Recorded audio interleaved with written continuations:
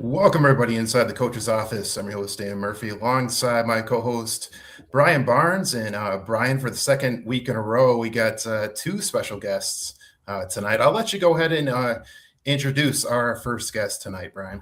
Yeah, I'm fired up about this one. Growing up here in the Detroit area before, 97.1 took off, WDFN AM 1130 was a big thing in these parts. And I had a chance to listen to this guy often with his co-host, Rob Parker, and the man, Mark Wilson, is joining us tonight, and pretty excited that he agreed to come on. How you doing, Mark? Good. How are you guys? How's everybody doing this holiday Sunday?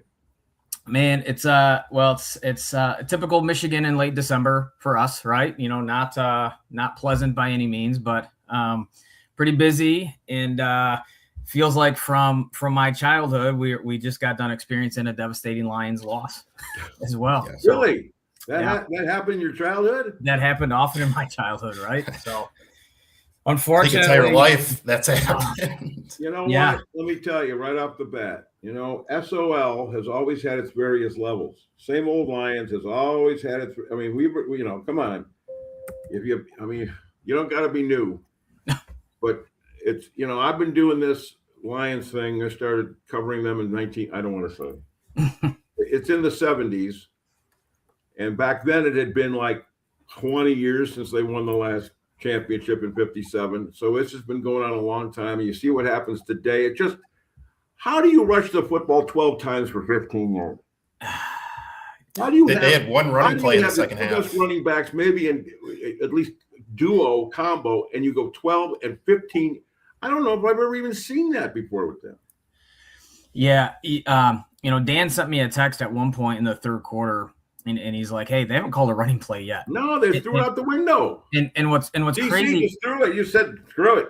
Well, what's crazy is like, okay, yes, like I'm sure we'll talk more about the offensive line issues they're having, and they haven't been very consistent there. But there's got to be a way to get guys the ball, and like they started to do it a little bit. Dan Campbell, like a couple of the quick screens and stuff to guys out on the edge, right? I had a couple big screens, but like guys, for as dynamic as Jahmyr Gibbs is, like they've got to find a way to get him the ball and be more creative. And they have been. You might want to tell what the final score and everything is if they didn't see. Yeah, good point. Yeah, good point.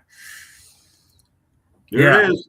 Yeah. There it is, man. Read him and weep. Let me tell you about Aaron Rodgers. First of all, he loves Ford Field. It's his favorite visiting place. I think he told me that once. I think it was the 14th time he played at Ford Field. Hadn't since the last year with the Packers. Playing at least 3 years younger than his 42 years. I mean, he really I mean, today he really came with it again, like he did last week, like he did in the last game against Miami. I mean, he's really shown he looks like I'm being funny about 3 years younger than 42. He just turned 42, started December, but he's playing about 10 years younger than his age right now. Maybe 10. Yeah, no, I agree with that. And Dan, I'm sure we're gonna get deeper into this, but there are so many things about this game that we could talk about. It's not just one thing, right? It's not questionable offensive pass interference at the end of the game, although I think it was, right? And I'm an offensive guy. St. Brown was. The Tesla is very questionable. Coach, Coach, is that a PI or not a PI? I mean, you can argue, right? We talk about it all the time, and coaches talk about it. Maybe in that end of the game situation is let the players play it out and don't have the officials decide. It's like that in every sport, right? But that being said, like looking at just these numbers right here, like you have like two all-pro running backs, right? And you got outrushed 230 to 15. Like there, how many? Seriously, I think even in the worst Lions years, it could be the 0-16 that Dan Campbell was a player on, or anything in the 70s, right? The last time the Lions rushed for 15 yards in a game, I don't know when that is. Did anybody say anything about 15? Not 15. Really. Well, and the other part, the Steelers were 8-16 on third downs and 2-2 on fourth downs, and I said this early on, and Dan knows this. Like I think it's okay to be like two things can be right at once. Like for everything that Dan Campbell has done and Brad Holmes, fantastic, of course, right? No doubt about it. Like the Lions are relevant again, no doubt about it, right? But it's okay to call them out when things don't go right. And if you kick the field goal early on, like the game doesn't end right here on this situation because the Lions potentially are kicking the game-winning field goal to win the game, right? Because they'd only been down 2. Yes. And those little things, like when they're glaring, and when you lose games like this. And again, is that the only reason? No, there are a lot of layers to it. But the thing that disappointed me, I think, the most, guys, was early on in the game. And I know I sent this to Dan, and he was he said that, well, they're still beat up and injuries. I get all that. But for playing with your backs against the wall, knowing you have to win out to make the playoffs, it just felt like a dead stadium. It just didn't feel like they were bringing a lot of juice early on. That was glaring to me. And again, I mean, I'm sorry, that starts at the top. I mean, I know that's the NFL, and I know it's a long year, and it's a grind, and every week's a battle. But goodness, like your lives are on the line, and they just started off slow, a couple 3 and outs. You know what I mean? It just didn't look, on point. And it came back to bit them in the ass at the end. Well, I just go back. I mean, look at those rushing that. stats. Look at those rushing stats. 230 yards given up, 15 yards the Lions rushed for. That's not who they are. And Brian, you bring this up all the time about what 90 yards on 2 touchdown runs. Just 2 touchdown runs. Like I had 90 yards on 2. Who's ever had back-to-back 45-yard touchdown runs? But I go back to Brian, what you've asked me several times throughout this. What is their identity? What is the Detroit Lions identity? And I always responded to you, well, they dominate in the trenches. That's who they are. That's who they've been under Dan Campbell, is they run the ball and they stop the run. And you've looked at these last several weeks, that has not happened. They have not been able to stop the run, and they have not been able to run the ball. And they have, like Mark, you brought up, they have the best running back tandem in the league. Gibbs was looked at as one of the best players in the league. He has not run the ball at all the last 2 weeks. No. And you see the Steelers, like their scheme was pretty cool. Like they did some jet sweep. Like they had a couple tight ends in the background carrying the ball. I mean, that's what I mean by like dynamic ways to get your dudes the ball. And just it sucks. I mean, ultimately, at the end of the day, like how many weeks have we said the Lions have been really close? Philadelphia, Minnesota at home, right? Green Bay at home, and now this. You're not winning these close games. Mark, go ahead. I was gonna say, Mark, let me ask you this: like, for the teams that you covered here, like you were here, that span from probably 91 to 98, 99, right before Barry Sanders. I was on Fox 2, yes. Yeah. Like those were some teams that there were some playoff teams that, like, the team that lost in Green Bay a couple times, and Barry had a negative rushing yards and things like that. But how does this era, like these last 3 years, compare to maybe some of the better teams or the better time periods that you covered here? Is it similar? Do you see is frustrating maybe? Because, like, granted, like you're in the media, and so maybe it's a little bit different, but I'm sure you were still a fan to a degree, right? You're rooting for the guys. No, it wasn't rooting for him. I grew up a Bears fan. I grew up in Chicago that's my whole lineage. I'd never been to the state of Michigan until I went to Michigan State in the 70s. And then, of course, I started working early. And so I knew what the Lions meant to the city. I got it early on. I mean, I was at a practice at Oakland U, and they used to practice at Oakland U. And the first guy I ever talked to as a Cub reporter while I was, just a sophomore at Michigan State, because I was already working, was Gary Danielson. He was quarterback in the Lions. Now he's retiring from his analyst gig. Yeah. That long. But over the years, what? I've said it before. Steve Mariucci asked me this. So I did the Mariucci show when Millen hired Mariucci in 2003. And we were in a break. I was at 222 Republic Drive. I did the show from the facility. And he just says to me, like, hits me in the arm and says, "Hey, what would it be like around here if I'm ever driving in an open air car in February with holding a Lombardi trophy?" I said, "Mooch, you'd be God. You would be Lions lore. You would be a Greek myth, man. You would just be, it would be spectacular, because everybody and their brothers tried to do that. And if you could pull that off," and that was his, we had high hopes when Mooch became the, hey, I think even Rob's column was, and he doesn't do this often, he wrote, "Our Savior has arrived." Right. From San Francisco, California, Tom Izzo's good buddy has arrived, and he's going to take us to the promised land. And it was 2.5 years and out. And by the way, I found this, the first game at Ford Field in 2002, was in the exhibition against the Steelers. No, that's the Packer one. Hold on, I got the Steelers one. It was an exhibition game against Pittsburgh. That was the first game in August of 2002. Aaron Rodgers was actually a freshman at Butte Community College then. Wow. Brett Favre played in that I got two, because the first regular season game was Green Bay, and the first exhibition game was the Steelers. Okay, so the Steelers were the first one in. By the way, my food coupon is still on there. And then Ford Field's up over 23 years, right? And the Lions finally at least won a playoff game there. They did win a playoff game. Finally did that. You asked me about the correlation between the 90s Lions that had Barry and Herman Moore. Yeah. We never could find their way. Quarterback, though. Yeah. Could never find between Eric Kramer and Rodney Peete. And then, of course, I contend that he might be the biggest bust, more than Marinovich and Ryan Leaf, and that's Andre Ware. Yeah. You know what Andre Ware's final stat line is? 6 starts, 5 touchdown passes, 8 picks. That's just a Heisman Trophy winner who Bill Walsh, I think, it was Walsh that said he's going to change the quarterback position. You watch. He was a first-round pick. So they never found their way. And Scott Mitchell came in. I mean, the lineage of the quarterbacks, until you get to Stafford broke all of Bobby Lane's records like in 3 years. Yeah. Because they just didn't have a guy. And so you literally have had 2 quarterbacks now since 2009. It's just Matt and Goff. Yeah. That's 16 years. The Lions never seen such a thing. So you asked about identity, the difference between those 90s that went to the playoffs, I think 6 times. So I think Barry went 6.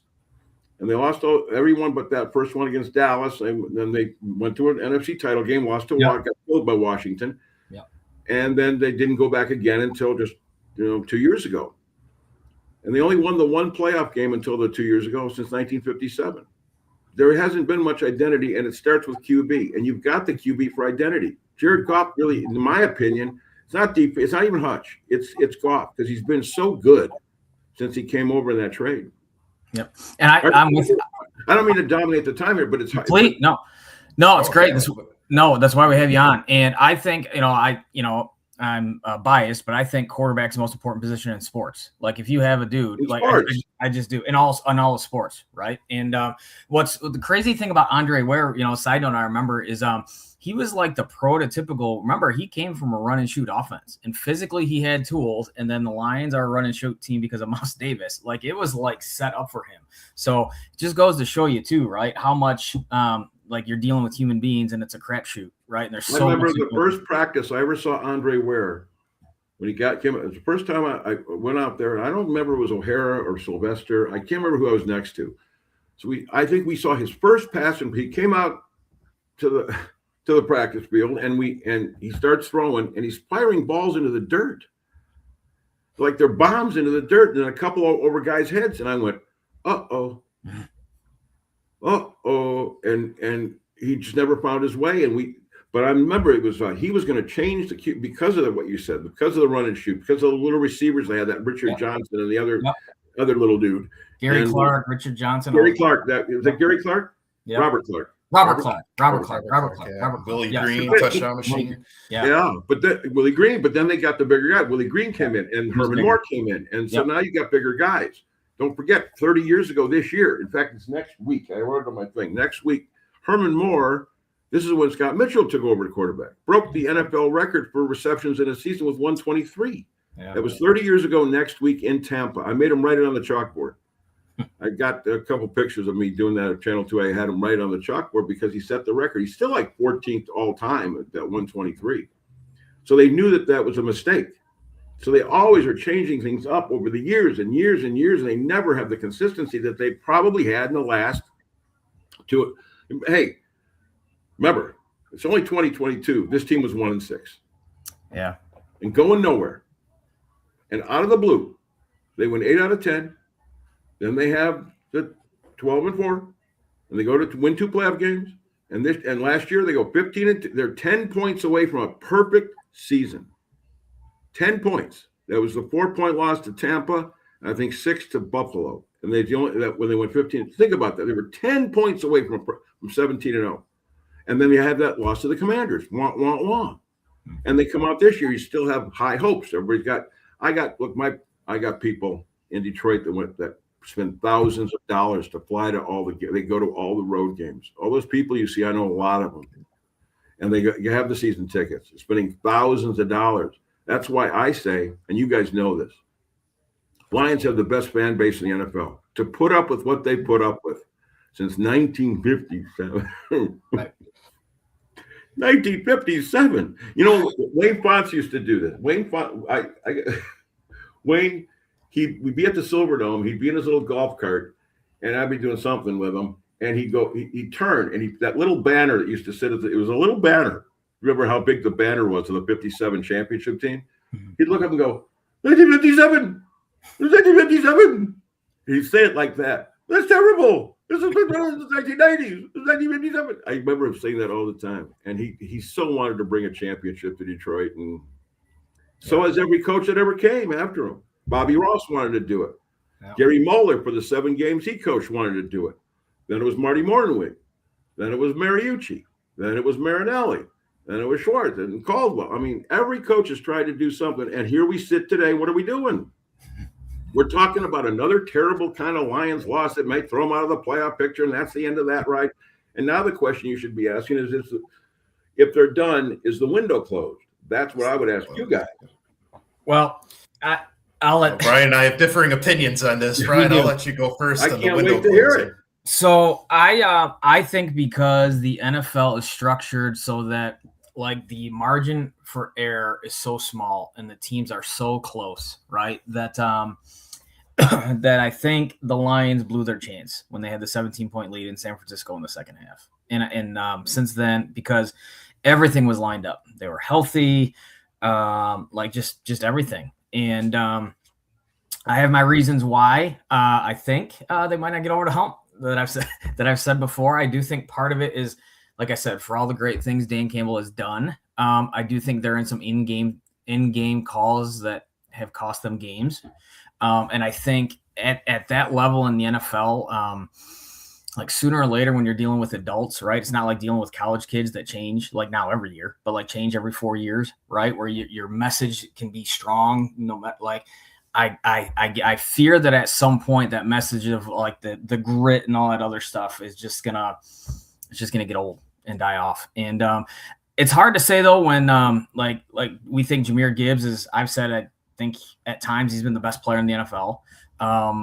But as great as Goff has been, the other part of this too is like I don't know at times is he an elite enough guy, meaning he can carry a team like to a win like when you need him to. And you could argue he theoretically could have done it today, but he didn't. You know, and I just I don't know. I think they're banged up. I don't know how. I mean, I don't know. Well, Brian, you brought up, that you thought when they went to the NFC Championship game, that was their chance. Uh-huh. They were healthy that year. These last 2 seasons, they have not been healthy. Uh-huh. The secondary is decimated. And we brought it up last week, but I brought it up how Branch not being – everybody talks about them giving up a lot of pass yards, which they have, and that's a part of the secondary injuries. But I think the bigger factor is not having Branch in the run game, because you don't have a veteran safety to come up in the run game and be kind of like that outside back or be that extra guy in the box. And you saw it numerous times today on those big 45-yard runs for touchdowns. With the safety was out of position. He had terrible run fits. Yep. Where Branch, how many times have you seen throughout Branch's career where he flies up into the run game and makes a big tackle, whether it's for a 2-yard gain, 3-yard gain, or in the backfield? Like they don't have that run-stopping safety, and it's killing them, and it killed them in this game. But I would bring up a team like the 49ers right now, okay? They went to the Super Bowl a couple times with this core group that they have. They've gone through a couple years of injuries where they've been down. Now look at them again this year. They're right up in the running. They have a chance to go for the 1 seed again. Like it's still the same kind of core group of guys, the same quarterback. Like I look at the Lions kind of being in that same way. Like it's a lot of it comes down to injuries. You're right. Everybody's got injuries. I'm not that guy with the injuries, but everybody has injuries. The entire National Football League, especially by the time you get to week 15, 16, 17, you got injuries, okay?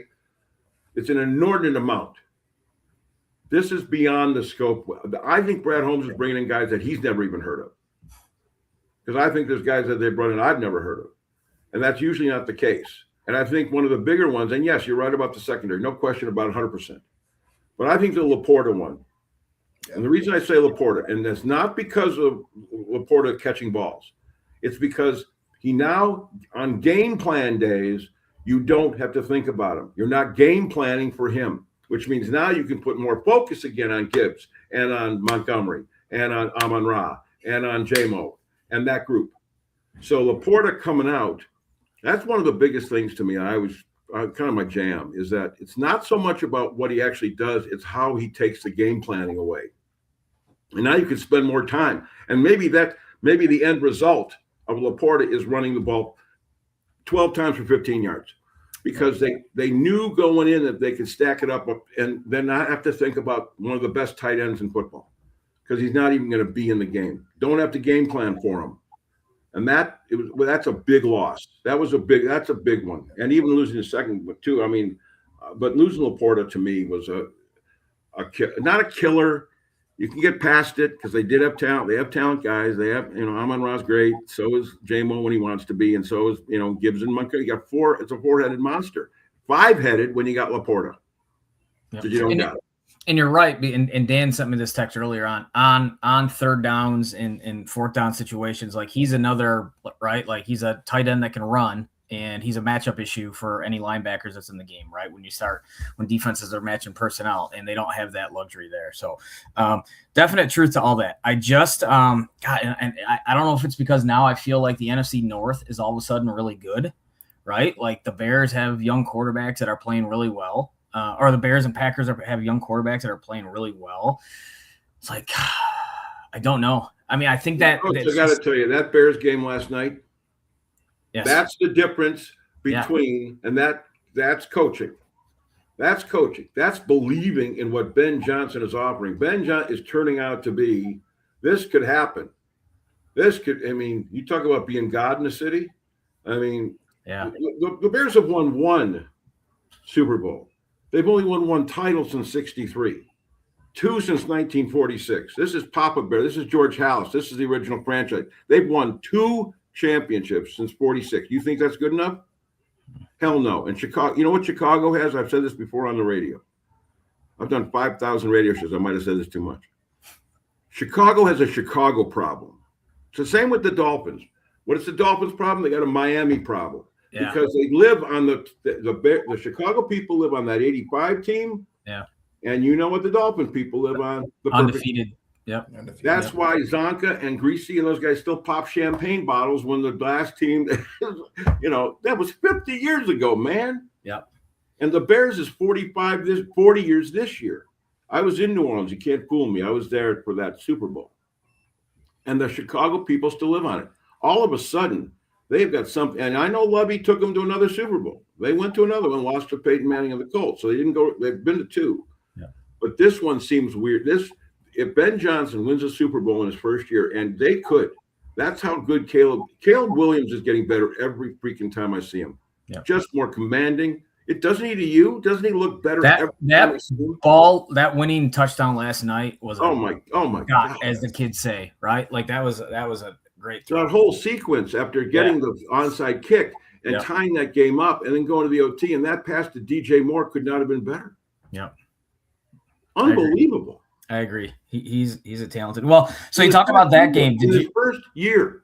You're right. Did you see the ending of the Seahawks Rams the other night too? Yeah. Crazy. Yeah. What'd you think of that? I don't, Sam Darnold, I don't know. This guy's Dr. Jekyll and Mr. Darnold. He's just I never know what to do with him. I never know where, Seattle again kind of busting out.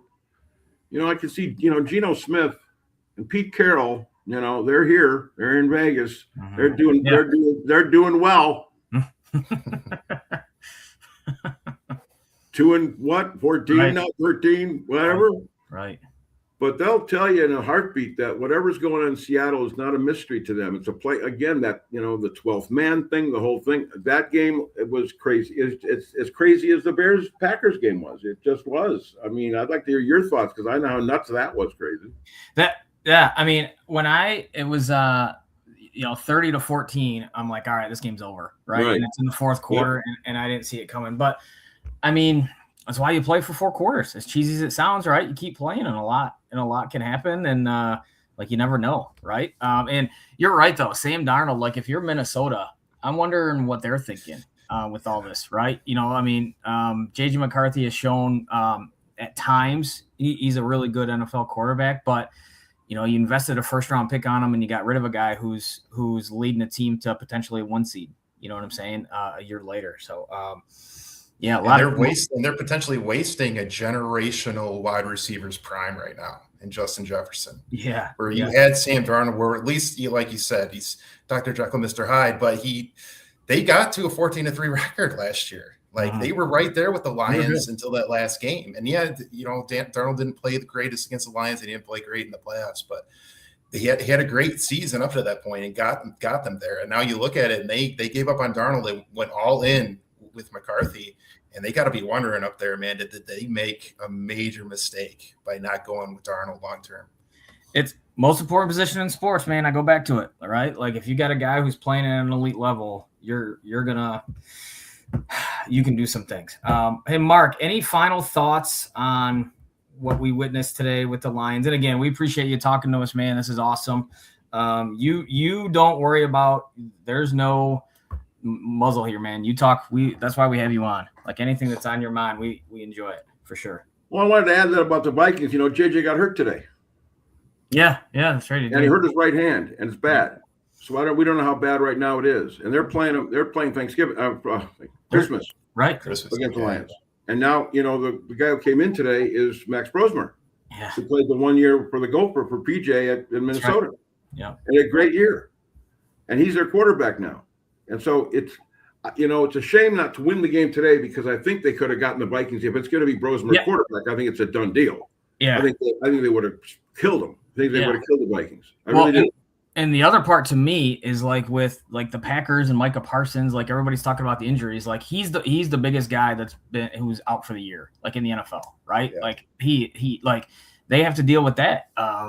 So I mean, you're looking for Jordan Love. Who knows? I don't know what Jordan Love's situation is with concussion protocol. Yeah, Jordan. Well, you want to hope that it's just the few days of the concussion. He goes back inside and they rule him eligible to play. But he looked bad too. Mm-hmm. But I'm already looking past that and thinking, the Lions and Bears are still going to play in January at Soldier Field in that flex game, and that's the last game of the season. That should immensely. It'll mean a lot to the Bears, probably for seeding or for something. I don't know, something like that. But now you wonder these last two games. I mean, if they win, so what are we at right now? So if they win are they done?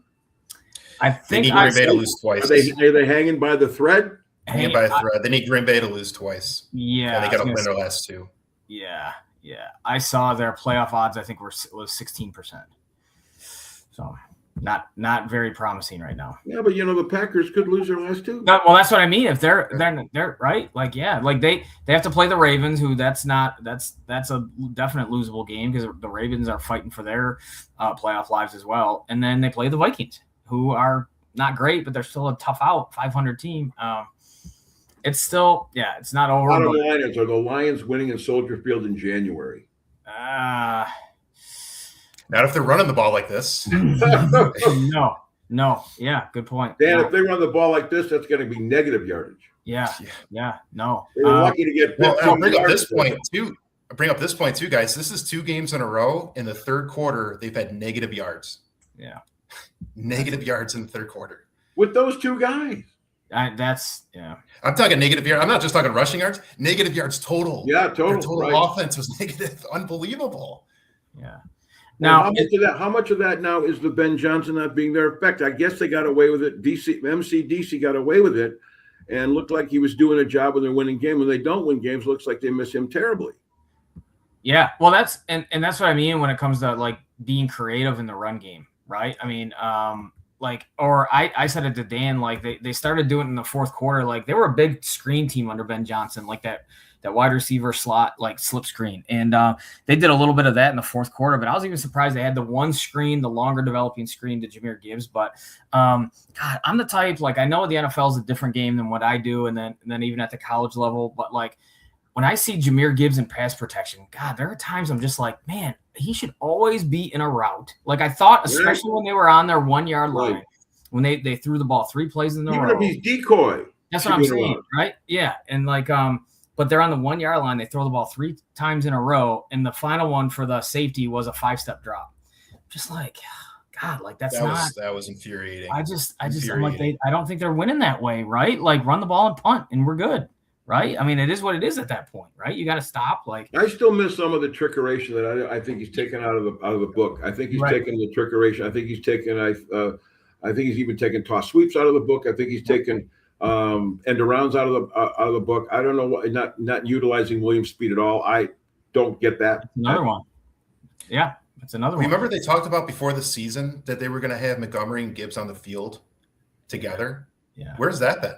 I mean, Montgomery never saw the field in the second half. It would be nice to see Montgomery in the backfield and then Gibbs maybe get some of those end-around runs. Almost to the point where even Mike Tomlin today would have said, why are they not doing that? I mean, if I were Mike Tomlin, I would have questioned half the crap they were doing offensive. I would just question it. I didn't understand. We're going to have a I don't think the Steelers were game planning for the idea that team was going to run 12 times. No, that's insane. Like an NFL team handed the ball off 12 times still. It's one thing if you got – I don't want to mention any former Lions names. Sure. Because I don't want to do that to certain guys. James Jones. No. I was going to say the James gang. Gary James, yeah. Ron Rivers? Yeah, right. Ron Rivers. I like Ron Rivers like the next guy. Right. But – job at best. Right. I wonder. So, like, I mean, this will be a conversation for the offseason when we get to that point, Dan. Like, I mean, there's no way David Montgomery's like coming back, is he? You would think now that this is in quick fashion it has soured his time here. Yeah. Right. Like, yeah. Like, look what he did. That would sour me if I'm him because I know I'm better than sitting around waiting for this. For sure. Definitely. Well, the Mark, we appreciate you being on. The last thing I wanted to talk to you about is like right now in Detroit sports, our 4 professional sports teams we're still in a pretty decent spot. Like I think there are a lot of cities that would like to have 4 teams that are playoff contenders, and you could argue championship contenders, right? So one of the a big points around here though is that fans are kind of frustrated that the sports teams seem to be like they're taking that risk averse attitude, right? And so now actually it'll be interesting with the Pistons coming up in their trade deadline, but the Red Wings and the Tigers and the Lions, like it feels like they're not willing to make that bold move, right? And they're focusing on development and which is great, and we get all that, but like the Lions weren't going after Micah Parsons, obviously, right? The Tigers weren't making that big deal at the deadline. We'll see if the Red Wings do it now and the Pistons are doing it, but like what are your thoughts, I guess, as a whole? Like do you think a lot of teams and a lot of cities are taking that mindset and attitude, or like are there still I still like to think there are the teams that are like want to go for it no matter what, like the Patriots would, right, in the offseason, or like the Tigers did when like Mike Ilitch was still alive, right, and Dave Dombrowski was signing everybody, Victor Martinez and Max Scherzer or trading for him and all that other stuff. I guess in general, like they're reluctant to make the big move. We feel like. I don't think it's a money thing with the Ilitches. I think people. I'm not going to sit here and pump up Chris. Remember, he's got 2 teams to deal with. That's got 2 teams to deal with, Wings and Tigers. And what does he do more? I think it's pretty even Steven, pardon the pun on Iserman. You got a guy like Stevie Y who really is damaged by his time here so far. I think this is now going on 10 years of no playoffs. That's ridiculous that they haven't been since 16 and won a playoff game since 16, going on 10 years. And this team looks a little bit better. I think he's made some moves. I always say this, but let's bring up free agency first. I don't want to make this too long, but Detroit is always a hard selling free agency, man. It is to free agents. Start up with them. No matter what you think. Look, I don't know about you. I love Detroit. I love the suburbs. We lived there in the house for a long time until we moved to Vegas. I still love the city. Always will defend it, city and the suburbs. We know how great it is. We know how good the schools can be. But families don't. They think they see Detroit degradation, burned out buildings. That's what they think Detroit is. So free agency right now is a hard sell. It's with the exception of hockey, because hockey guys, you give them some ice, they'll play anywhere. They don't care. Is there ice? Good, we'll play. Joe, this is over. Now it's LCA. Fine, we'll go play. Right. But between football, basketball, I want to ask you guys a question. I've been dying to do this since you said, Coach, there that you wanted to talk about this. Just off the top of your head, who's the best free agent to ever sign with any? Don't go to hockey, because we know Brett Hull's up there and Luke Robitaille from that 0-2 team. Just Tigers, Pistons, Lions. Who's the best free agent to ever sign with those teams? It should roll off your tongue if it's somebody that great. Who is it? I'll wait. Prince Fielder, Scott Mitchell, Victor Martinez, Justin Upton. It's all trades. I mean, yeah. And my theory, and Mark, to go along with that, like to go along with what you said, a lot of it is trade. I had a guy thinking that Miggy was a free agent. I said, no, he was traded for Andrew Miller and Mike Robello. Yep. And they even got a 22-game winner in there in Dontrell Willis. Don't forget, I thought that might be the key to the trade. I remember. Oh, yeah. He was 2 years away from a 22-win season with the Marlins. Right. So, no, Miggy was a trade. Don't throw the trade guys in there, just the free agents. You're right, because like Ben Wallace was a trade and Rasheed Wallace was a trade. Rip was a trade, the entire five. Rip was a trade. Chauncey Billups, I think, was a free agent signing. He was a signing, but he was nowhere near. He was a journeyman at the time. Right. No, that's a great. I think this is like his fourth team in 5 years or something. Yeah.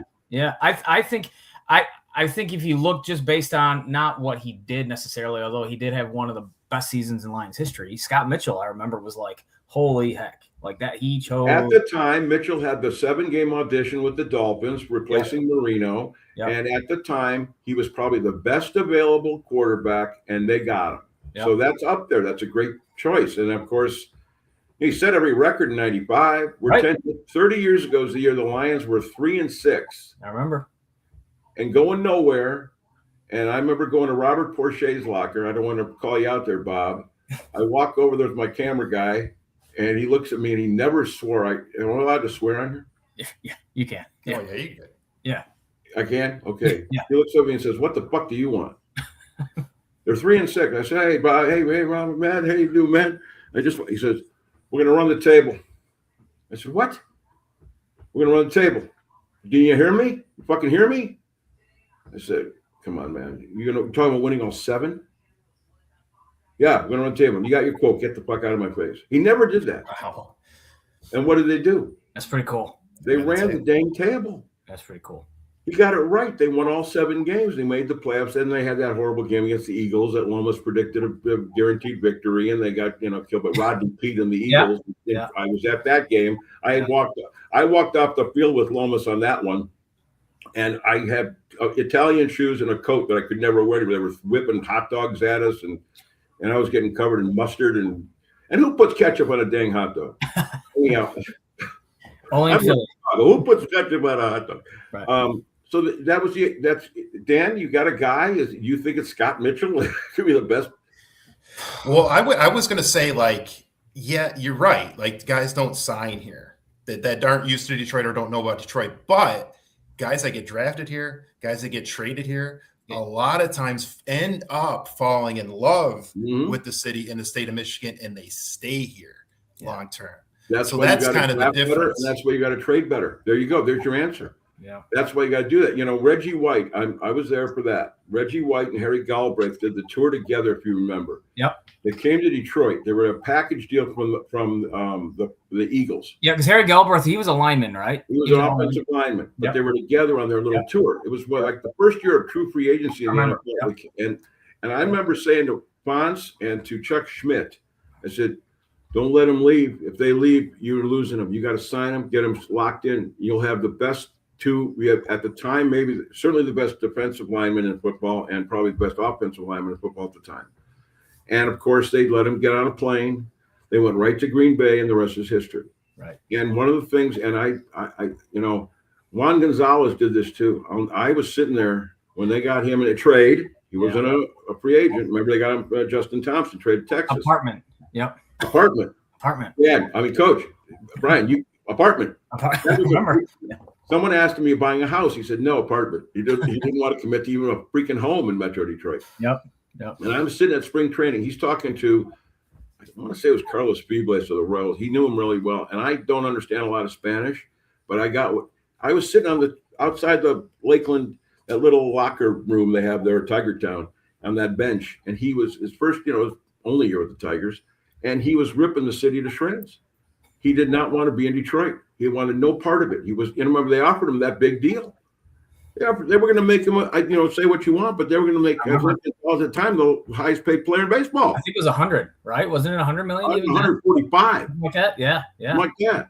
And he wanted no part of Detroit, and he went to Cleveland next year. And his career kind of went down the crap. But there's another example. Yeah. And Reggie White and Harry Galbraith didn't pick Detroit; they picked Green Bay, and they ended up winning a Super Bowl. Yeah. It's funny how that all works, man. So I don't know if that answers any of the question you're asking about. And then the wings are the wings, and this is ridiculous. And Yzerman knows it. And then the Pistons have been absolutely absurd. I mean, what they've done to go from 14 wins. Yeah. You could say they're not all. They JBB and Trajan Langdon are awesome. I can't even deal. I can't going from 14 to 44.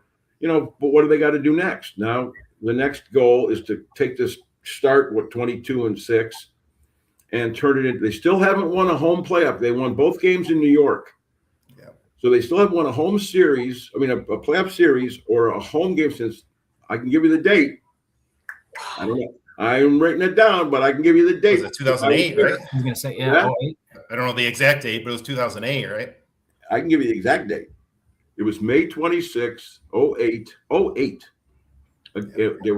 won the game at the Palace to go 2-2 against Boston in the Eastern Finals, the sixth straight year of the Eastern Finals. 2-2. Before those two wins in New York last year, they'd gone almost 17 years, 0 for 14.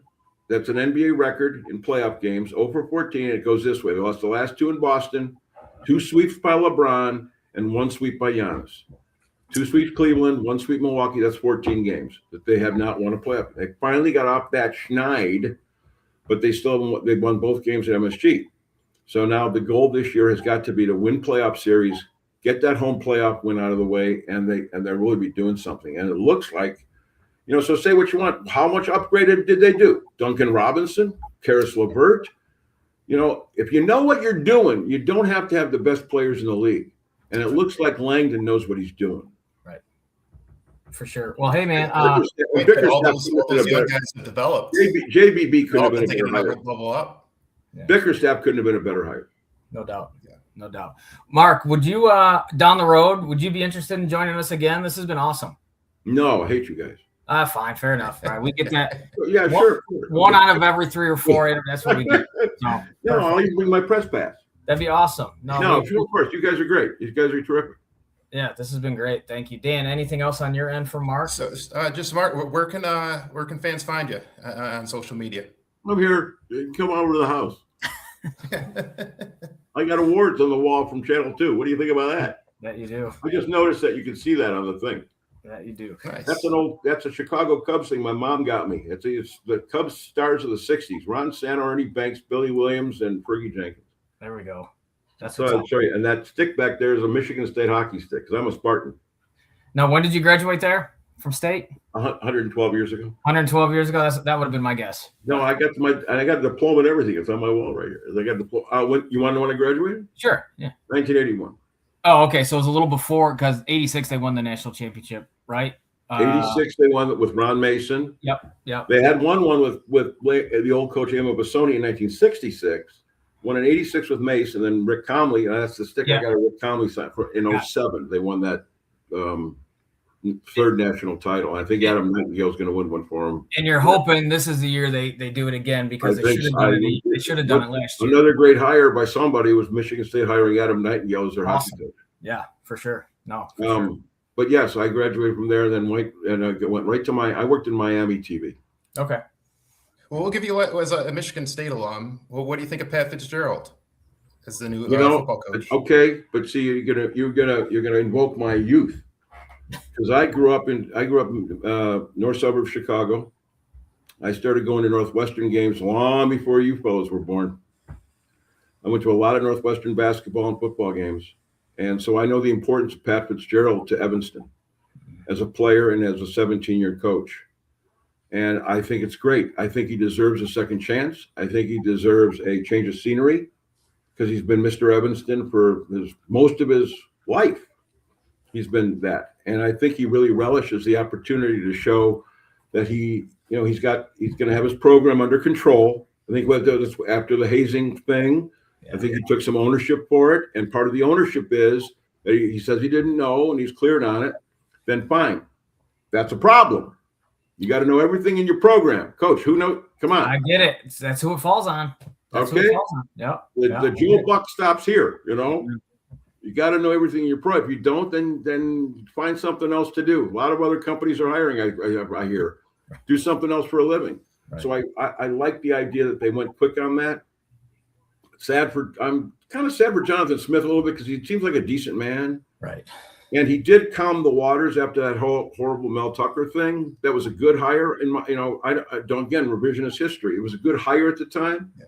Big time guy quarterbacked at Oregon State. His two receivers were at Oregon State? Chad Johnson and TJ Houshmandzadeh. Yeah. That's who Jonathan Smith was throwing the ball to. Right.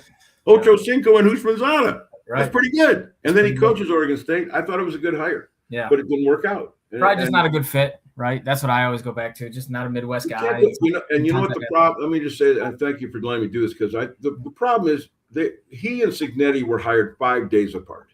Yeah. In 2023, okay, 5 days. I think one was hired the 25th of November, 2023, and then the 30th. So 5 days. One guy is already fired. This is the difference between one guy's out. Yeah. The other guy got an 8-year, $93 million extension, has his team in the CFP, number one in the country. Are you kidding me? You guys, Indiana football? Right. I never Indiana football? Yep. Bloomington's a football school? Sure. That's incredible. It's what he's done in 2 years, and without a lot of ego, without bumping he doesn't like the top, he doesn't like even being interviewed, he just doesn't bump his chest or anything like that. To do what he's done is considering that they had won 9 games total in the previous 3 years, I think, in the Big Ten, at least in the conference. Right. Incredible. Right. That's the difference between winning and losing. So to answer your question about Pat Fitzgerald, I like he's already into the Spartan thing, went to the hockey game, throwing a T-shirt or two, like Scooble was doing in Detroit yesterday, throwing T-shirts all over the place at the MSU game and the Pistons game. And then he's at the Lions game today. But I think if you're a Spartan fan, you should be looking forward to this era of coming up with Fitz. I think he can do he's got some good assistants coming in, and as opposed to what's going on in Ann Arbor, got to take advantage, sadly, of that. No doubt. Yeah, we've talked a lot about that for sure, man. Well, we're definitely going to have you on again because this has been great. If your schedule permits, this has been awesome. Thank you. I appreciate that. You guys are good. I like you. Means a lot. It's awesome. I don't want to get too sappy. No, we won't make it weird. We won't make it awkward, but this has been great, man. No, you're a good dude. We appreciate it. Sure. All right. That was awesome, Mark. We appreciate it, man. Have a great night. Have a great holiday. Merry Christmas to everybody. Here we're in Christmas week mode. Your weather's going to be a little chillier than mine. Yeah, just slightly. Yes, just a little bit. We might be around 70. The retired life. That's what I keep telling my wife when it's time when our girls are out of the house. Like, that's the plan. Where would you go to? We're big fans of the Tennessee area, like Gatlinburg. Like, it was awesome down. Like, we love it down there. Yeah, my sister and brother-in-law live in Nashville. They dig it, and my nephews went to Vanderbilt. Both went to Vandy. Awesome. So who knows, right? We'll just take it one day at a time and take life for what it is right now, man. Dan, when are you going to retire? He's a lot younger than me, so yeah, I'm younger. I'm a lot younger than Brian, so I still got quite a bit of time, unfortunately. Are you quite a bit younger than Brian? What? About 10 years. 10 years. Oh, then you're way younger than me. I still got quite a bit of time, but I'm talking about crap from the 60s. My first Cub game was in 1963. That's awesome. That's pretty cool. I went to the last game at Wrigley Field Bears when the Bears played at Wrigley, 1970. I went to the first game at Soldier Field in 71. That's why last night was incredible. 61,500 would not leave Soldier Field after that game. They haven't seen much of that, and I got so many texts from people who were at the game and just said, "We're not leaving. We're just staying." Well, this is why. So, like, not that we're gonna turn into we're Michigan sports entertainment. Not that we're gonna turn into like Illinois or Chicago sports entertainment, but we want to have you back on. I want to get your take about all the talk about them like leaving Chicago then and leaving Soldier Field and stuff. So we'll have you. That's interesting. We'll have you back on for that. All right. I won't say a word. My face should give me give it away. All right.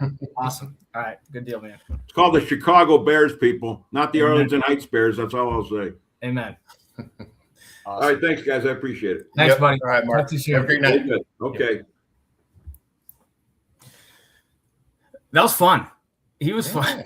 That was pretty cool, man. We got I liked his take on got into a little bit of the Lions history, but yeah, he's covered all of Detroit sports, the good and the bad, and that was something. But ultimately, like, if we again dive into what we're really here for, man, like crushing loss. I haven't gotten confirmation from Rogers, so I'm not sure if he's going to jump on. Okay. If not, we'll get him on down the road. Yeah.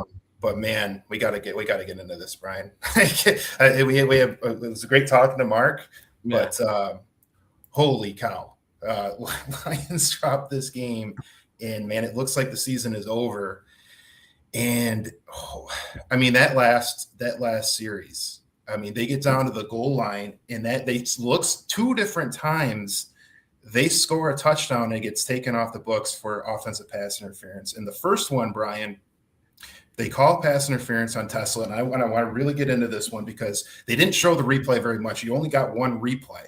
Right. And from my look, it looks like he's kind of getting pushed into the other defensive back. Yeah, it almost looked like that shield slant or that shield like technique that receivers take where he's not really setting a pick, they just call it a shield, right? Which he's just stopping. Technically legal. Yeah. And they were pretty questionable, but like, I don't think you can blame the game on those two calls. Like I'm literally looking at one of my, I know. Like I said, like when we first got on and I said, like, there's a lot of layers to it, a lot of answers. Like I literally just got a text from one of my coaching buddies. If you kick the field goal in the first half, you win that game. And I've talked about it.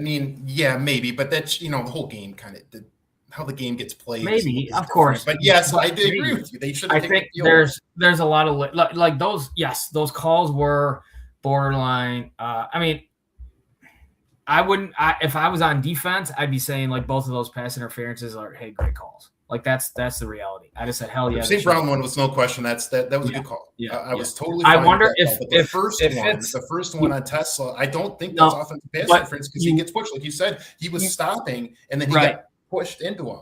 You wonder if you're at midfield that gets called.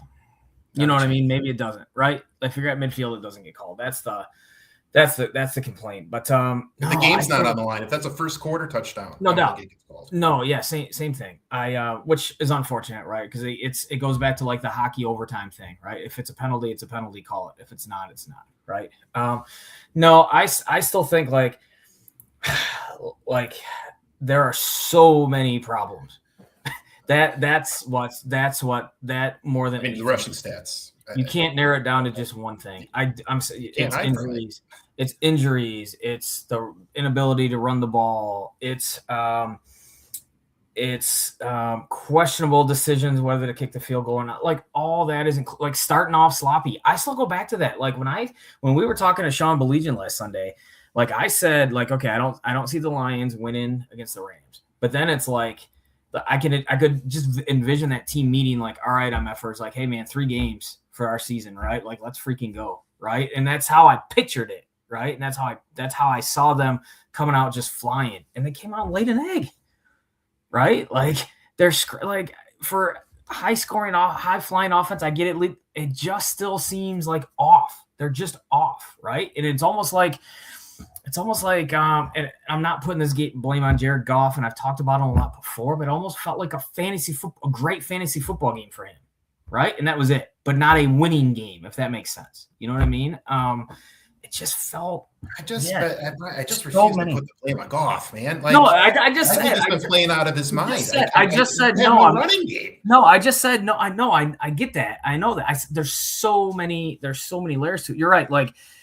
Like first down play action when you're not when you can't really run the ball as it is, and like have Laporta. No, and you don't have Laporta, and those 4 defensive linemen could probably stop the run on their own. It felt like, right, like the very first play of the game, or was it the second play of the game? Jared Goff got sacked, right? And I get all that. It's just it kind of feels like the end of the Tiger season in a way, where it was like, oh my God, he just ended already. Either freaking turn it around and figure it out. That game felt like that. That felt like it today. That game felt like the last 3 or 4 weeks of the Tiger season. Yeah. Game. And then that series against Cleveland. And then, but like to your point, just get in, anything can happen, right? And that's what you're thinking when we got the ball down. Yes. 10-yard line. After they scored before it got taken off because of the penalty, I'm like, okay, like we're back, like we're good. Thursday's gonna be fun, man. They got through a clunker, and Thursday, Christmas Day at Minnesota is gonna be good. And now I'm just like, good God. Like now you're begging for Green Bay to lose twice. Like it's not happening. Like I don't think the Packers. It's over. It's over. They can be like. There's no guarantee. Like I could see the Lions right now losing the last 2. Now, to be honest with you. Short week. You got to go to Minnesota. Sewell already said he's pissed off that he's got to play on Christmas. Yes, I know that. I know. And I just wonder. They're not gonna. I wouldn't be surprised if they lose that game. I really wouldn't. I don't. I'm not a conspiracy theorist. I don't want it to be. I just bash Dan Campbell and everybody thinks, but like. You wonder culture-wise, like Penny Sewell's complaining about that. And the David Montgomery thing, I'm sorry. Like, I'm not saying he's the difference between winning or losing today, but he was effective the last 2 years with the Ben Johnson offense, and he's not right now, right? And maybe part of that is because Jahmyr Gibb, you want him on the field more, sure, whatever. But goodness, like, I don't think he's running his mouth to anybody, but you got to know, like, he's like, screw this. Like, I could be a primary back for a lot of teams, and he could, right? And he could. At least half the league, he would be the primary. I think he's starting for the Steelers. I think he's starting for the Steelers, right? Yeah. So just a lot of issues. I mean, it's going to be a soul searching off season, They are. I saw Goff give all those golf carts to the linemen. He better be buying like new Mercedes and Ferraris and anything that Ragnow wants to guarantee that he comes back. And I was laughing. I sent you this text from Tony Romo, and he just said it just dawned on him. Right, Jim, I think they might miss Ragnow. Like, where have you been, dude? You don't think? Like you haven't done a Lions game before this? Like, where have you been? Like, I don't know. Maybe he hasn't, but I think right? Yeah. Like, yeah. I'm gonna spit out my drink. I'm like, hey, no shit, Tony. They miss right now a little bit. Deep analysis right there, right? Like, it just feels. Yeah, unfortunately, it just feels off. And but I go back to that, Brian. Like, no Glasgow. Yep. It's so obvious. It's even when Glasgow's in there, they struggle at points because he's not great. But at least the communication's there. And you saw a lot of it. To me, that was first half was just miscommunication. Guys were coming in free. I mean, guys were unblocked. Guys were getting in Goff's face. I mean, how many times do we see the defensive end was just unaccounted for and just crash in and tackle Gibbs? I mean, it was bad. That was more so than previous weeks. Like, that to me had to be a game plan thing. Like, all right, we don't care if Jared Goff boots, or like if you're in the gun, he's not a threat. We don't really care. Like, we are like Chase Sawyer, right? Or who was the other one? 56. Yeah, right. But Sawyer was like, like, okay, like we don't care. Like, he can boot all he wants. We're chasing this thing down. Credit to the Steelers. God, they're an average football team, but I guess so are the Lions right now. You know what I'm saying? And it's interesting. Yeah, it's going to be like, I questioned, the extension for Jamison Williams, right? Unless when it happened, I mean, he is a 1,000-yard receiver again, sure. But God, like, there's concerns going into this offseason. Like, we thought they might take a step back with the schedule, man. But like now I don't know, man. I don't know. I still believe that if this team is healthy, they're one of, if not the best rosters in the NFL.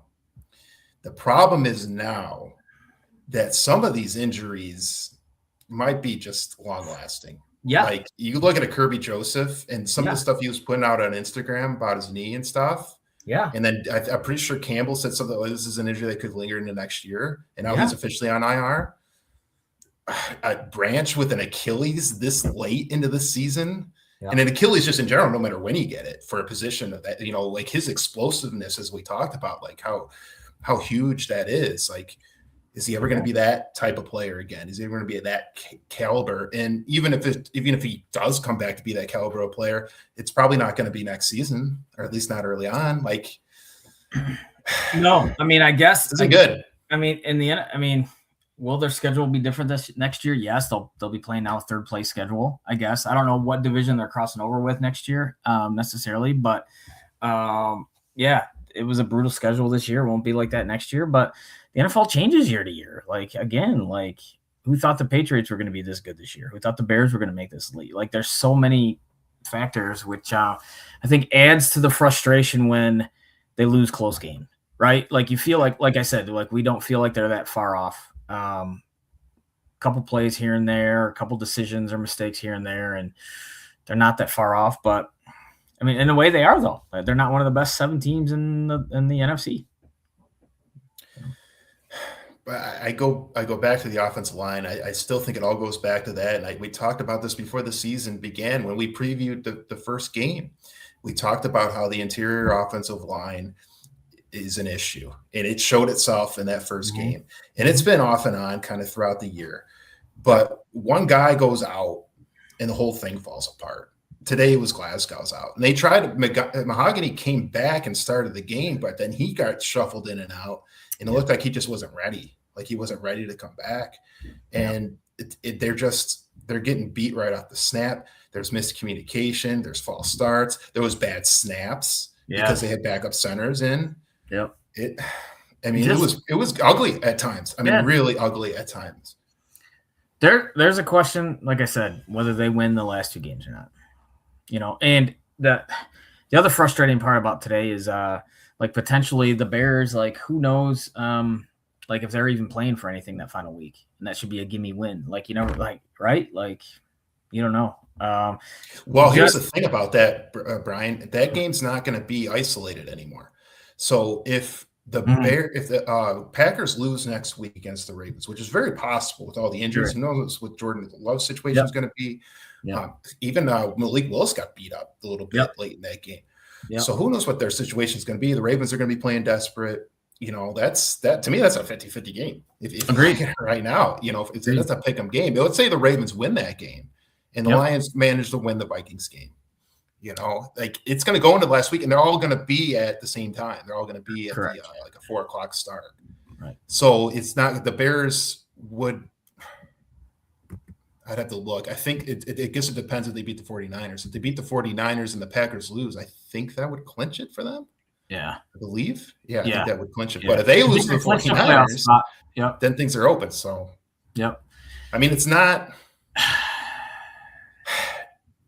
I'm saying it's not over, but it could not potentially go to week 18. But I just don't see the Packers losing in Minnesota in week 18. No, I think the percentage is 16% of them making the playoffs now. I think. Okay, what today told me though is regardless of what the Packers do, I don't know if the Lions are winning their last 2. Yeah, that's the other part of the equation. Why do we? I guess like I assume that I did, like because I said it. I said, you know what? They're gonna regroup after losing to the Rams, and I said that. I'm like, nope, this is it, man. Final 3 games, like let's freaking go. Like, what indication happened today that makes anybody feel like, you know what? Yeah, they're going into Minnesota, who's already beaten them, and then they're going into Chicago, who's riding sky high and gonna win. I think they're more. It's more possible that they'll lose the last 2 than they win the last 2. And we should bring this up because we brought this up every week that they continue the streak of not losing back-to-back games. So for the first time since, and Mark Wilson brought it up, the 1-6, right? When they started 1-6 in 2022, this is the first time they've lost back-to-back games since then. 15 in a row until today. And it came down to getting a goal line stand at the end of the game. The touchdown was on the board 2 times. Yeah. The winning touchdown, and it gets taken off both times for offensive pass interference. I mean, and I hate that same old Lions, and Mark kind of started off the interview with the same old Lions, but he did. Holy cow, was this the same old Lions loss if I've ever seen one. To have the winning touchdown on the board twice and have it taken off. Yeah. It's gut wrenching. As a lifelong Lions fan, man, like it's just it's gut wrenching. And doing this, like like next week the show would really matters, and there's more content to make. Like all that stuff helps what we're doing too. When the Lions are successful, so it hurts from that standpoint. But just as a fan, as a lifelong fan, like it's gut wrenching, man. It is absolutely gut wrenching to lose the game that way with the season on the line. Yep, and like I said, man, like I think.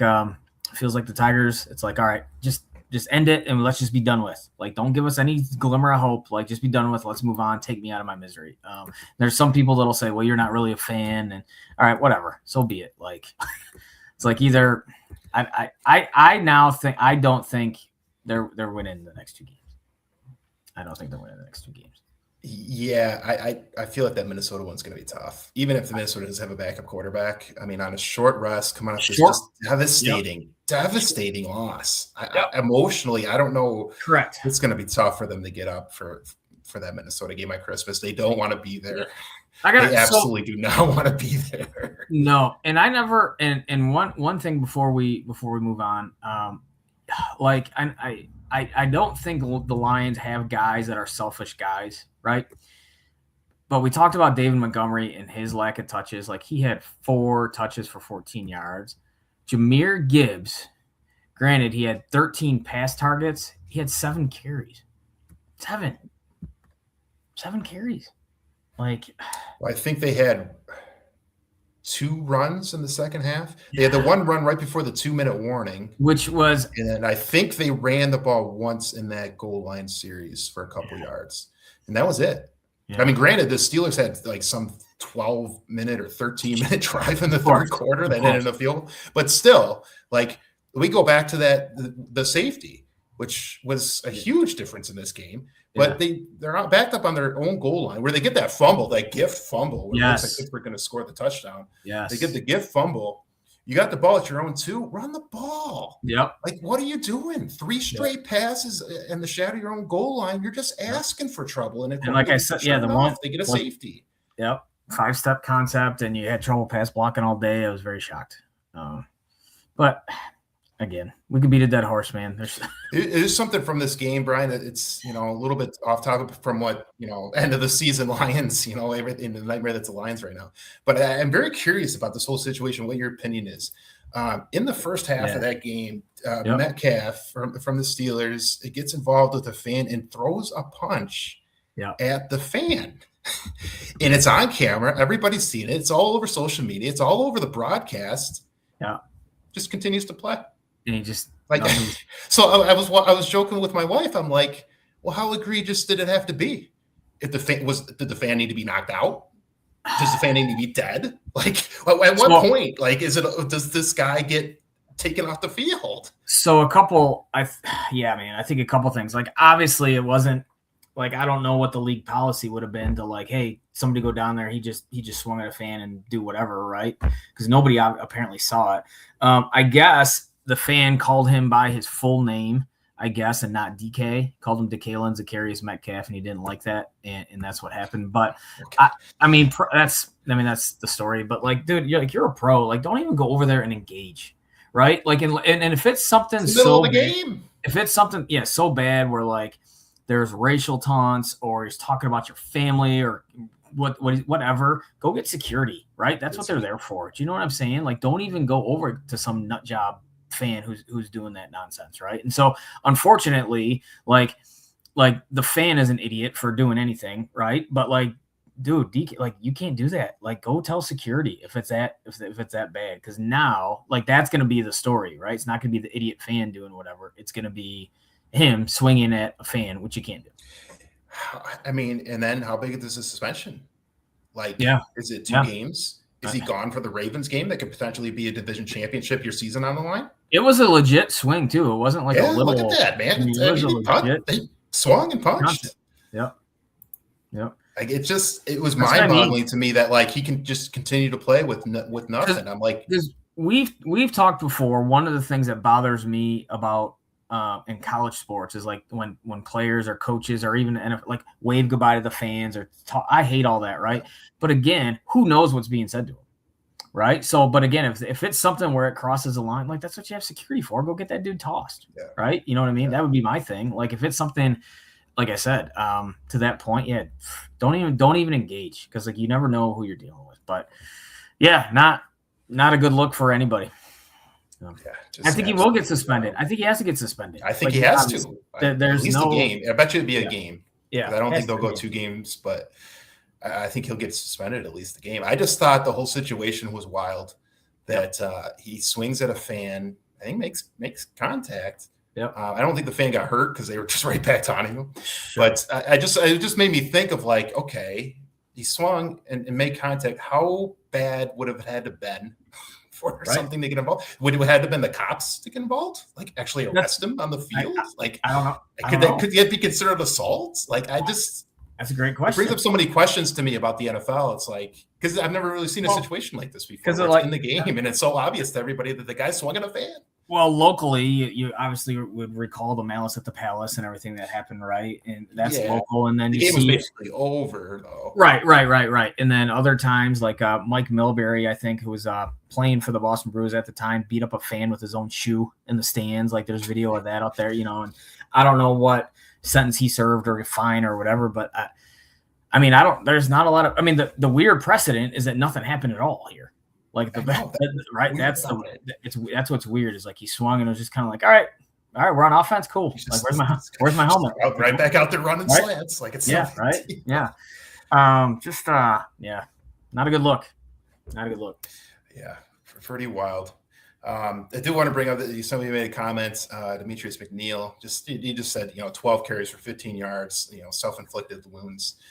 And this is what it all goes back to. And Brian, we can wrap things up. But to me, everything goes back to, and we talked about it, and I brought it up earlier when we had Mark on, but you always ask me what the identity of this team is. And I just think it's the trenches and it's running the ball and stopping the run. And these last 2 weeks, said the first time they've lost back-to-back games since they were 1-6 in 2022. Just an incredible streak. And it goes back to they've lost who they are. They've lost their identity.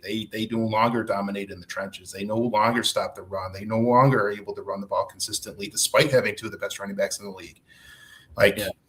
They lost it. And you can understand offensively a little bit with the interior offensive line issues. The defense, I don't understand. I can understand give them some of the big runs, but some of those shorter, the 6 and 7 yard runs where the guys are just breaking tackles and carrying guys. Like your front seven's healthy. Yep. You got your linebackers, you got your defensive line. All those guys are healthy, and they're not winning in the trenches. You're not seeing guys, you're not seeing defensive linemen break through and get tackles for losses. Like when's the last time you saw one of those? Like it's just right. It's they're not playing well enough. They're not playing. No, they're not getting enough from their front four. They're not getting enough from Lee McNeil. They're not getting enough from their number 1 pick. You know what I'm saying? They're just not. And that's Demetrius is right. Self-inflicted and like it's hard as a play caller when you're 2nd and 9 all the time. And to Dan Campbell's defense there, right? Like that is extremely hard to call. And to John Morton, it's hard.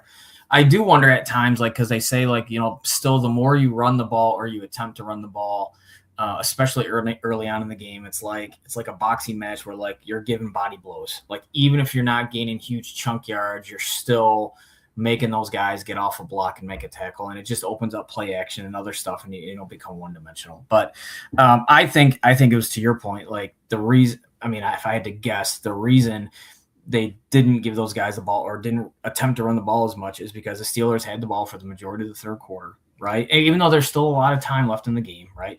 And then they just didn't feel like they could run the ball consistently. Which goes back to my point, though, which is all right, then, man, you got to find ways to get creative. You know what I'm saying? You know what I mean? There's we saw the Steelers doing it. I'm watching the Steelers do these first plays of drives. The Lions defense desperately needs to get stops. And they had Jet twice. a jet Awesome. running jet. I'm like, where's Yes. St. Brown on jet? Where's JMO Yes. on jet? JMO. Where's the two having both backs in the game Yeah. at the same time with Montgomery in the backfield, having Gibbs in the slot, having him run jet? Where's the creativity? You have so much talent at your disposal, and it seems like the creativity's gone. More specifically in the run game, like you brought up, and I hate to say it, I've neglected to say it till this point, but they missed Ben Johnson. I mean, it's just so it could not be any more glaringly obvious now that they miss Ben Johnson. And you look what Chicago's doing, and of course, man, it is so frustrating to watch what Chicago's doing now and to see what the Lions basically the season's over now. The Bears have become that fun team to watch, like the Lions were the last couple of years. And the Bears are fun to watch. Caleb Williams is a dude, and he's fun to watch. And DeAndre Swift and DJ Moore, like they have talent, and they're fun to watch. Which sucks. And maybe not so much last night, but the Philly game when they went into Philly and they bullied. Oh, yeah. I'm like, that's what the Lions used to do. Yep. That's what the Lions used to do. And Chicago's doing it. Yep. And now the Lions can't even come close to doing that in the last two games. And I listen, I would say this. Okay. Let's pretend for a second that the Lions head coach is, I don't know, give me a name. Give me a different name. All right, like you saw all right, give me a stoic guy. Like, let's say it's Bill Belichick, right? And let's say you're going on this run. Like, the NFL is just different than college. Like, I worried about that when Dan Campbell got hired, and I could be way off base and way wrong, and people could call me out, and that's fine. But, like, the things he said, we all agree with, the culture, the biting kneecaps, and all that other stuff. But I remember at the time, though, you kind of felt like, all right, I was a little corny. Let's see how it works. And dudes bought in. But again, these are pros who are hoping to go get their payday. Like, these aren't college kids that are going to, make these memories and, like, they're graduating in a couple of years. You know what I'm saying? Like, I just wonder at what point does that stuff, like, all right, we're sick of hearing this. Hey, we're going to, like, you know what I mean? And tune it out. Like, I hope I'm wrong, but that happens in the NFL. That happens in pro sports, right? That's what happens a lot with coaches. The dynamic changes because they're adults. But how much do you think that is a factor as opposed to just the straight up X's and O's? I don't know. Could just be that. You're right. Like I said, hey man, we're having a fun conversation just talking ball. Like that I think it's that. I think it could be straight up X's and O's. I think it's injuries.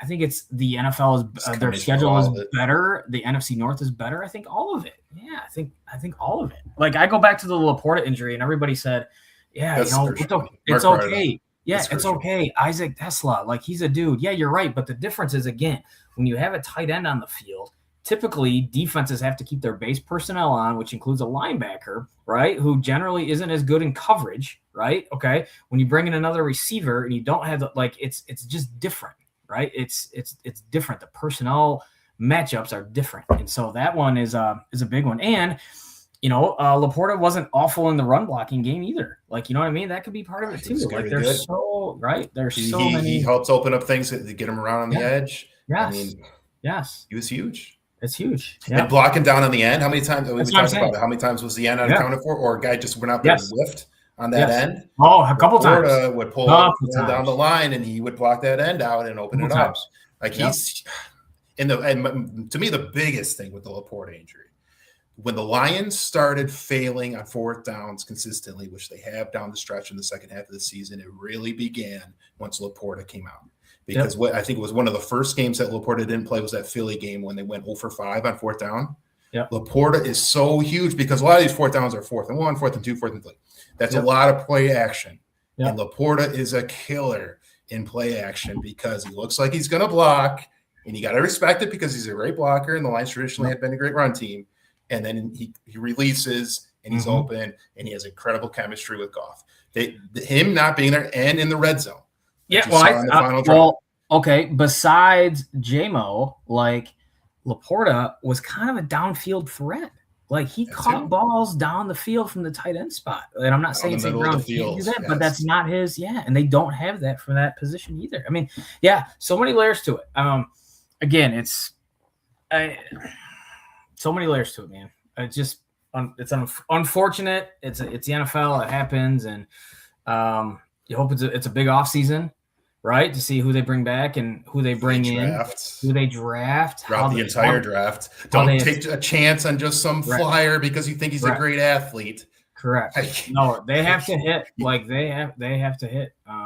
They just do. What do they do with David Montgomery? That's a big one for me. A lot, man. What do they do with Alex Anzalone? To Branch and Joseph, seeing how their rehab goes and all that. Yeah. And I hate having this discussion with still 2 weeks to go, but it feels like it's going to be a miracle. I'm sorry. We both agree. I think I'd be very surprised now if they get the playoffs. I'm not picking them to win Thursday. I'm going to see who's playing quarterback for Minnesota. Because what's the kid's name? Max. Yeah. Hang on. Because the last time he played. Minnesota got absolutely murdered. Sure, 31-0 or something like that. He threw a couple. But if they could just hand the ball off to Aaron Jones, who cares, right? That's the other thing. Their whole team is about Jefferson and Addison. And getting those guys the ball. Max Brosmer. But Aaron Jones had 21 carries for 85. That's still amazing to me in the NFL. I don't care how bad your offensive line, 13 rushing or what was it? 13 rushing yards. Back up right here because we can wrap this up, Ryan, because this is the stat. To me, this is the end of the year, end of the season. The season ends, and this is the stat. The Lions gave up 230 yards rushing. They ran for 15 yards. Yeah, the freaking New York Jets had more rushing yards than the Lions did today. 15 yards rushing, right? They have Jahmyr Gibbs and David Montgomery. We were talking about Jahmyr Gibbs as an MVP candidate, 4 or 5 months ago. Yeah. Isaiah Pacheco had more yards today than the Detroit Lions did. Unbelievable. Well, we can wrap it up, Brian. Any final thoughts before we sign off here? No, this is a sad one. I look forward to our next conversation. There's a lot still going on we need to talk about. Want to talk Tiger stuff. Hopefully we get Rogelio on. Is that how you pronounce it? Hopefully I didn't butcher his name, or you just call him Roger? I always call him Roger. I've always known him as Roger Castillo. Yeah, talk Tigers minor league baseball because if the Tigers are trending the way it sounds like they're trending, or what Scott Harris is saying, then it's all about those minor league guys. So I'm fired up to talk to him about Max Clark and all those other guys, and maybe Chris Rodriguez, that 17-year-old that the Tigers don't want to trade, and get his opinion on that. But I was hoping this would be a fun talk. It was a great talk with Mark tonight, and I'm excited for the next one. Yeah, and I'll finish with this. So I always love about Detroit sports, and I always bring up the quote, and I saw him I posted the video on our Facebook page, but Bob Seger was walking on the field pregame. I always say in Detroit sports, when a team is done, you just turn the page. You just turn the page, and right now we turn the page to the Pistons, who are second in the Eastern Conference, and I think maybe the best shot to win a championship in this town, which would be crazy to say 2 years ago, is the Detroit Pistons, who are continue to be the first place team in the Eastern Conference. Cade Cunningham looks like an absolute MVP candidate and just a absolute superstar. Man, he is unbelievable to watch. And college basketball, we have 2 top 10 programs in Michigan and Michigan State. So as sad as this night is, and as gut-wrenching as that game was tonight, and barring a miracle, the Lions season looks like it's going to end. But, man, we turn the page in Detroit sports. There's always stories. There's always going to be things to talk about, and there's going to be still a lot of fun games ahead this winter. So we'll wrap it up tonight. For Brian Barnes, I'm Dan Murphy. This has been Inside the Coach's Office. We'll see you again down the road.